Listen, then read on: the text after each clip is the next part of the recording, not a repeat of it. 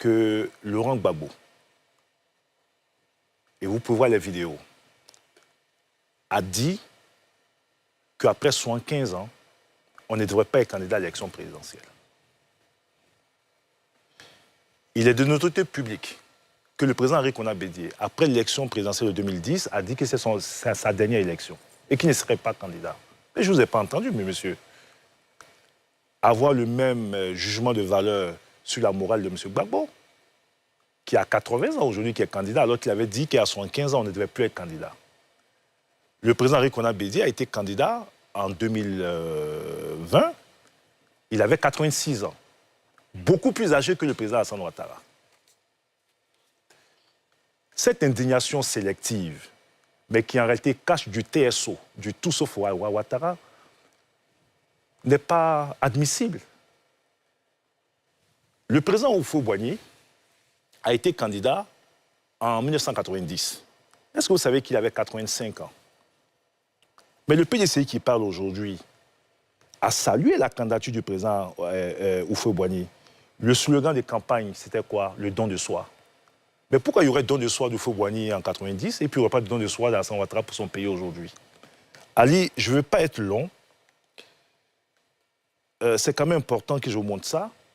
Ça, c'est un journal, Le Nouveau Réveil, qui, en 2019, met à sa grande une, à 85 ans, Bédié, l'espoir de toute la Côte d'Ivoire.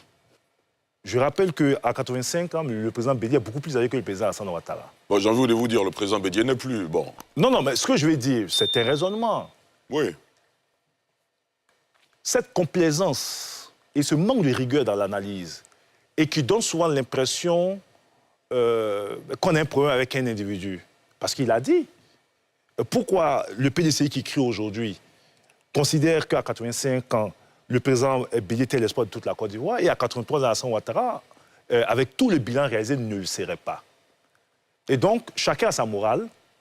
Mais ce que je veux dire, lorsqu'on est dans un état de droit, la seule instance habilitée à juger de la constitutionnalité des candidatures, c'est le Conseil constitutionnel. Il a tranché, et pour nous, ce débat, il est derrière nous. Le président Thiam, qui dit que Alassane Ouattara lui a promis de ne plus être candidat.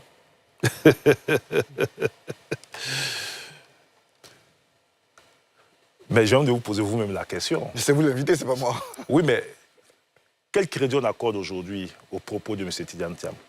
Quel crédit vous accordez aujourd'hui au propos de M. Tidjane Thiam? Bon, c'est pas l'objet du débat. C'est ce que je voulais dire. Non, s'il vous plaît. Oui. C'est pas l'objet du débat, monsieur le ministre. D'accord. Bon. Alors, pour moi, ces propos n'ont aucun crédit. Voilà. Et je pense que vous l'avez vous-même rappelé suffisamment sur ce plateau, les contre-vérités, les demi-vérités, etc. C'est quelqu'un qui, dès le départ, a fait croire aux gens que lui ne serait pas candidat si Alassane Ouattara était candidat, qui a organisé lui-même son éligibilité et qui n'a pas fait sa démarche donc dans les temps voulus. Donc, tu ne peux pas organiser toi-même ton éligibilité et détenir le débat. Le président Ouattara n'a fait de promesses à personne, notamment à Tidjane Thiam. Les engagements dont le président Ouattara parle, ce sont des engagements qu'il a pris vis-à-vis des Ivoiriens. En 2020, il a réuni le Parlement et il a eu une position. Et c'est ce qu'il dit. Voilà. Et par rapport à ça, il explique aujourd'hui que oui, j'avais décidé de ne pas être candidat. Non pas parce que la Constitution m'empêche d'être candidat, mais c'était une décision personnelle. Et aujourd'hui, les circonstances, parce que vous avez fait référence à une interview avec Boisbouvier, mais au cours de la même interview avec Boisbouvier, le président a mis en évidence que si les circonstances l'exigeraient, en ce moment-là, il appréciera. Et donc, aujourd'hui, nous estimons que le contexte national, international, guide que M. Ouattara puisse être candidat pour continuer donc à poursuivre ses actions de développement. Vous parlez de la transmission à une nouvelle génération. Moi, je donne mon point de vue là-dessus, M. Banga. Après Houphouët-Boigny, je considère que le président Alassane Ouattara est celui qui aura fait le plus la promotion des jeunes dans ce pays, dans tous les secteurs d'activité. Au gouvernement, dans l'administration, dans les entreprises publiques. On a même poussé des jeunes dans le secteur privé qui sont montés en puissance, et dans tous les secteurs d'activité. Cette transition générationnelle a commencé depuis quelques années. Le président gère avec une équipe Et une équipe a besoin d'un chef. Ce qui est en jeu aujourd'hui, c'est le chef qui va conduire cette équipe. Mais l'équipe qui décide n'est pas si jeune. Hein. Le vice-président, le Premier ministre. Oui, mais l'équipe ne se réduit pas à 2 ou 3 personnes.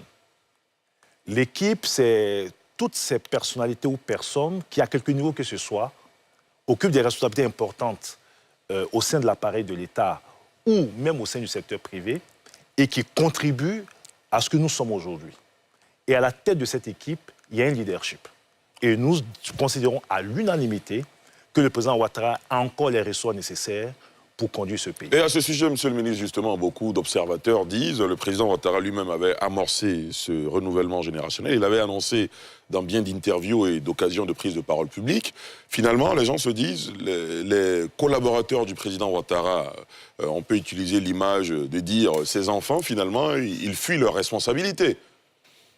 C'est aussi l'autre lecture qu'on peut faire. Oui, mais c'est réducteur. Si vous considérez que le renouvellement générationnel se limite seulement au poste de président de la République, je peux vous suivre dans votre raisonnement.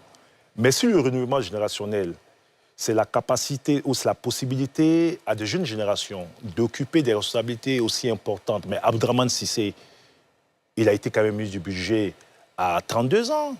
Il avait à peine 40 ans lorsqu'il est devenu secrétaire général de la présidence.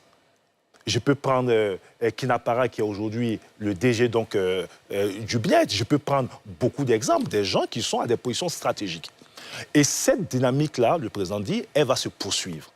Il faut peut-être dédramatiser un peu ou